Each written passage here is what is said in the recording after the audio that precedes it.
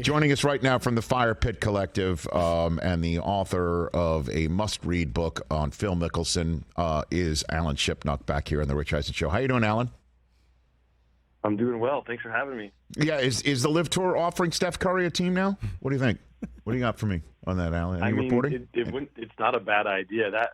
That walk-off eagle by Steph was absolutely electric and lit up social media like few things ever do in golf. So, it is interesting. Steph has talked about wanting to play the senior tour when he turns 50, and various jocks have said things to that effect. But he's got a chance. The guy has clubhead speed. He obviously has a great touch, and he just has a unique mind for competition. So it's a fun thought exercise.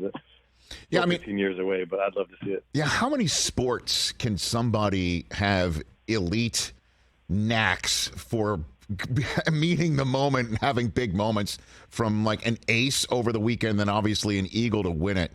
That was awesome to see. That was a lot of fun, to say the least. A lot of. Let's jump into the world of the Live Tour and the PGA Tour. It was on the outset of the U.S. Open when the merger, don't call it a merger, and now agreement to have an agreement was shocking everybody. Where does that stand right now as we're hitting Open Championship week, Alan?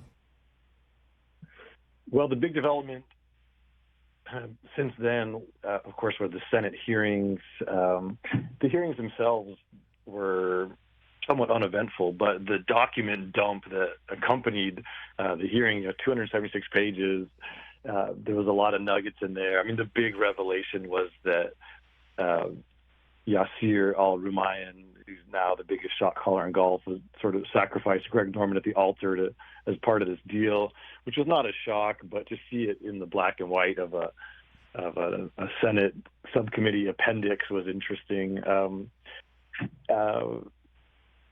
The testimony from Jimmy Dunn, who was representing essentially the PGA Tour and this new entity, it was revealing because he was pretty clear, they have a long way to go to get this deal done.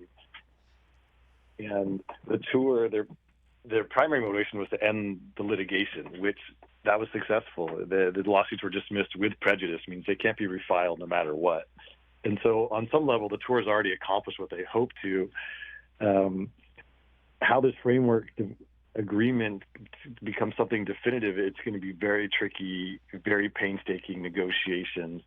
And Live the Public Investment Fund, clearly has the upper hand here, because if the deal is not consummated and things just go back to how they were beforehand, Live is in a much stronger position, because there's going to be this push to get world ranking points for Live Golf. That was spelled out in the framework agreement. That's been one of the biggest things that's reduced its credibility.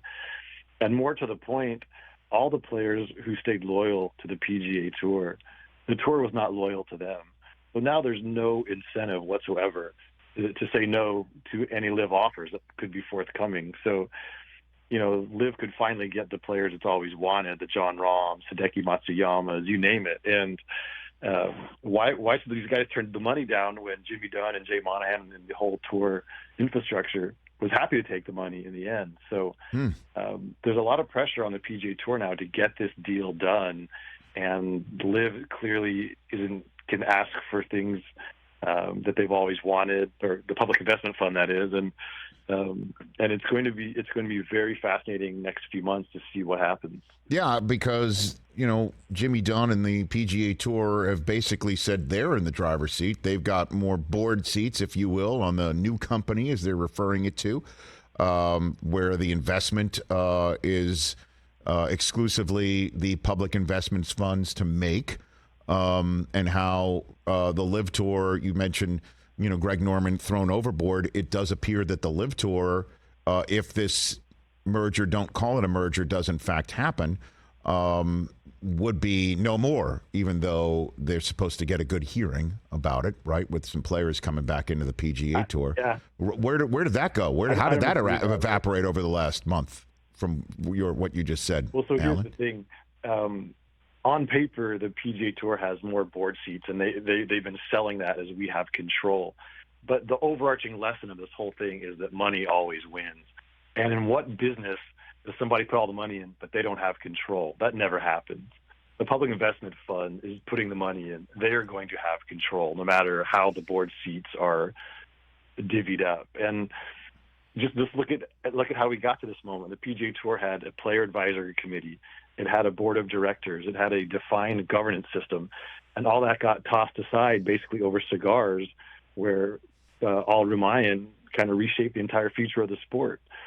So they're putting way too much stock in the board configuration, I believe, and that also goes to this issue of LIV's future.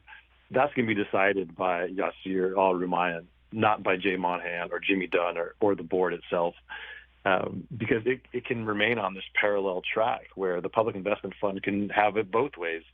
They can keep LIV going, and they have total control of that product. And if they want to play more events in Saudi Arabia, or they want to take it to all these different corners of the world, they can schedule it however they want.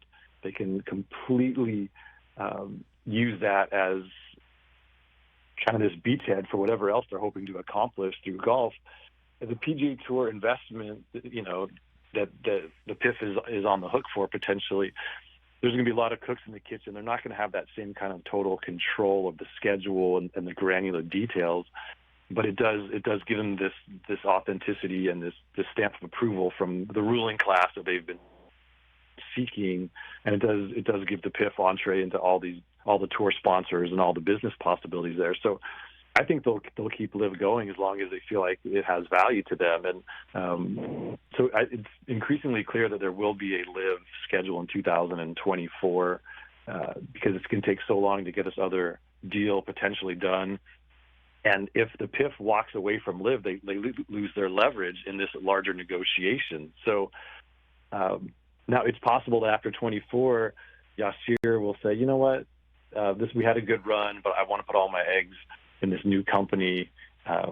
And that could happen, but it'll be his decision to make, nobody else's. And I think that, LIV keeps announcing these sponsorship deals, individual teams, the league itself. And the things why there's this antitrust lawsuit is because the tour is fighting so hard to disenfranchise LIV and to marginalize it with its broadcast partners, with its vendors, with its sponsors. Those walls are all down now.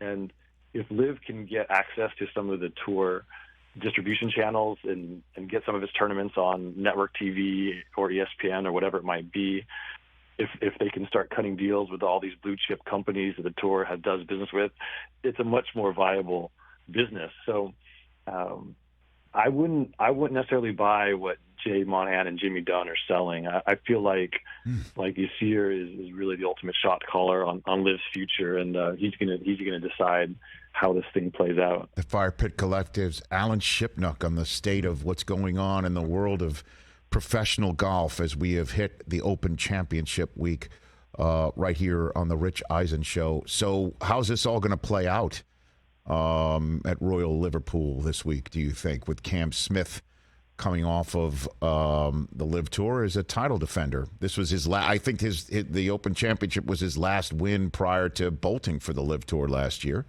What do you have for me on your crystal ball for the week here?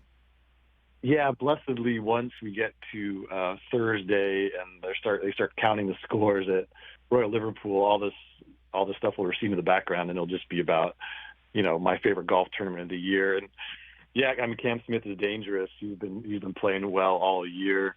Royal Liverpool is a quirky little bandbox of a golf course. When Tiger won there in 2006, and he famously swung the driver only once the whole week. I mean, it's really a finesse position kind of golf course. You can't overpower it.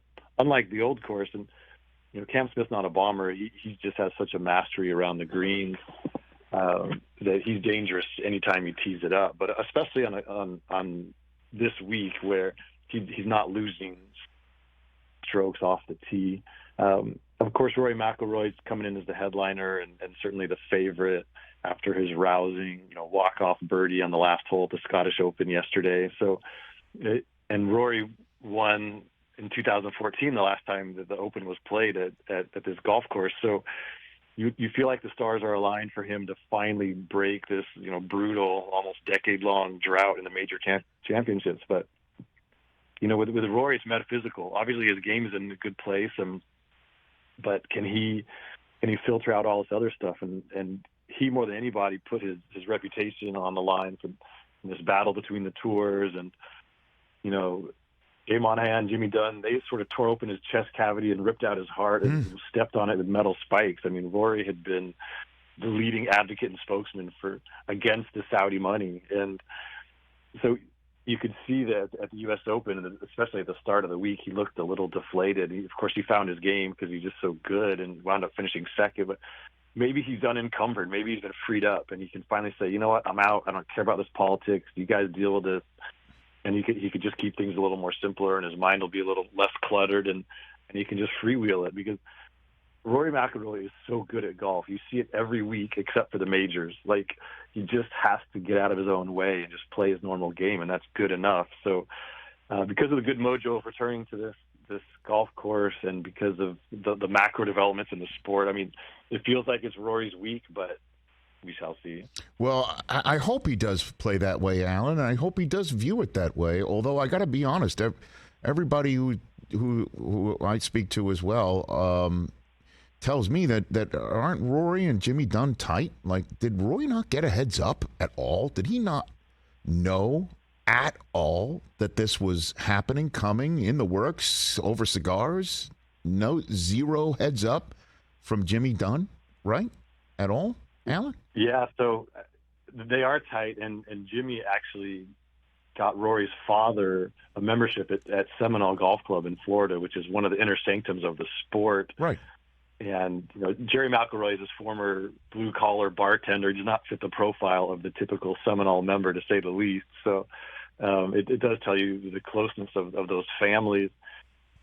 Rory had an inkling, because he had actually, and this came out in the Senate documents, Rory had sat down with Yasir Al-Rumayyan in November at the season-ending European Tour event in Dubai, and they had this sort of philosophical chat and agreed that the sport needed to be reunified. And that was actually an important moment. It was sort of the first olive branch between these warring tribes. And then this guy, Roger Devlin, British businessman and big figure in the game, he had set up that meeting. Then he used that in his letter to Jimmy Dunn to begin this correspondence between the two sides, saying, hey, Rory and Yasir sat down, it went well. And so Rory knew that there was communication going on, but he really didn't know that it was going to happen this fast, and the sweeping nature of what was going to be agreed upon. So he was as surprised as the rest of us, I think, in the end.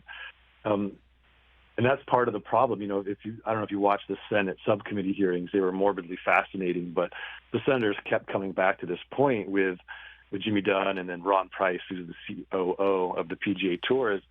They kept saying, you're calling yourself a member organization. How could your members not know what was happening? How could you not include them in the negotiations and the conversations? And they didn't really have a good answer for that, other than, confidentiality was important, et cetera, et cetera. But, I mean, not only is Rory close to Jimmy Dunn, Rory is on the board of directors of the PGA Tour. I mean, of anybody, he should have been in the loop. So the cloak and dagger nature of the negotiations remains interesting. I mean, I get it. There was a lot at stake.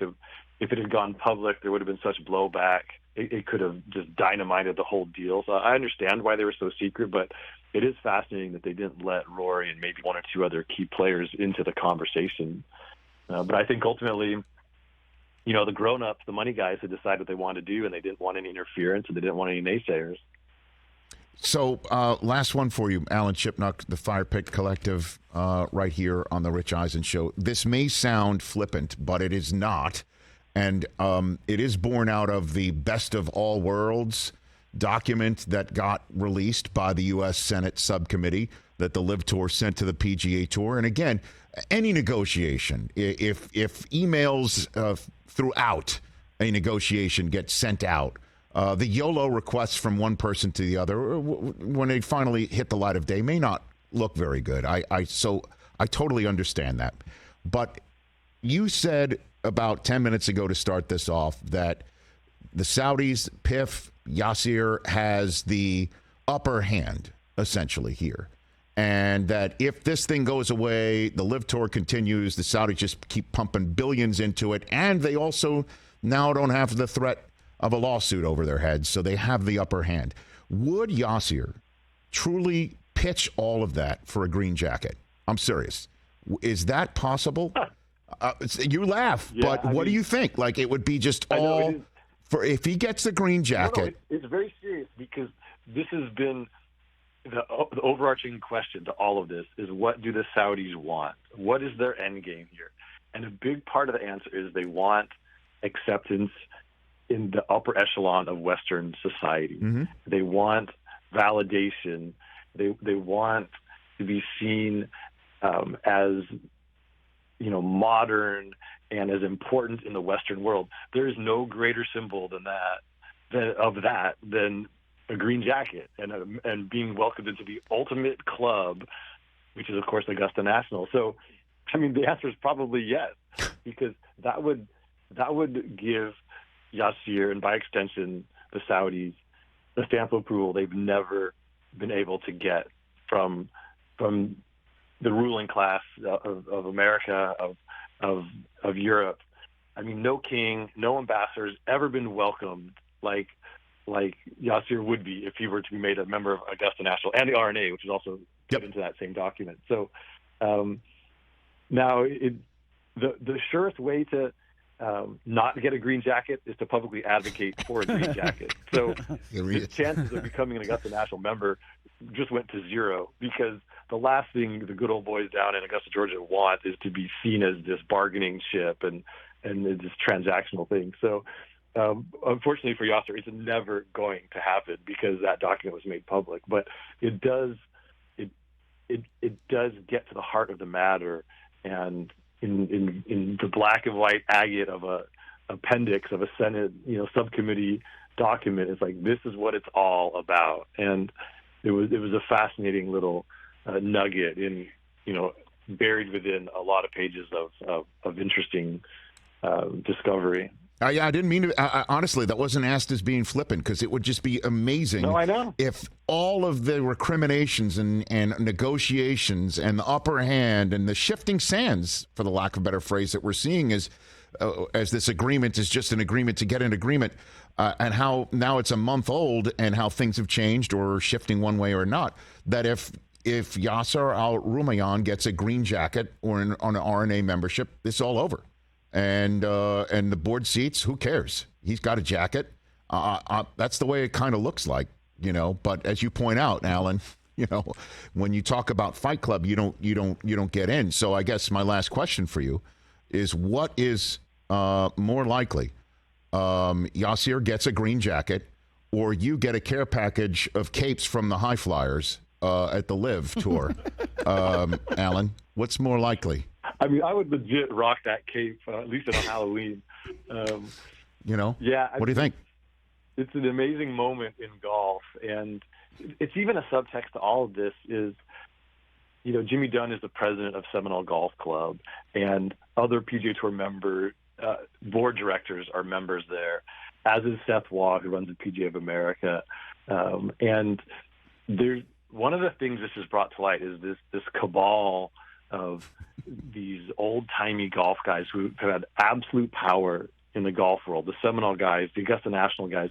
This is the first time that they've ever been threatened, and that outsiders have come in and really shaken up the sport. And to see their flailing, and it's really interesting. I mean, it's something that I delve into. I'm writing a book about this whole bit, this whole war between the Tour and LIV Golf, and I've talked to a lot of people about it. And so there's the green jacket news break is more impactful than people realize, because it really is revealing. And I think Phil Mickelson is probably not going to send me a Hot Flyers care package, but I could imagine that a LIV Golf flack might. So I think I probably have a better chance of getting a cape. Okay. Than Yasir does of getting a green jacket at this point. That's the answer I was looking for. Thank you, Alan. You're always a straight shooter. Enjoy Open Championship week and look for more of my calls. Appreciate it. I look forward to it. Thanks. You got it. The Fire Pit Collective's Alan Shipnuck right here at Alan Shipnuck on Twitter and Instagram. I follow him. You should as well right here on The Rich Eisen Show. Catch The Rich Eisen Show every single day on the Roku channel, 12 to 3 Eastern for free.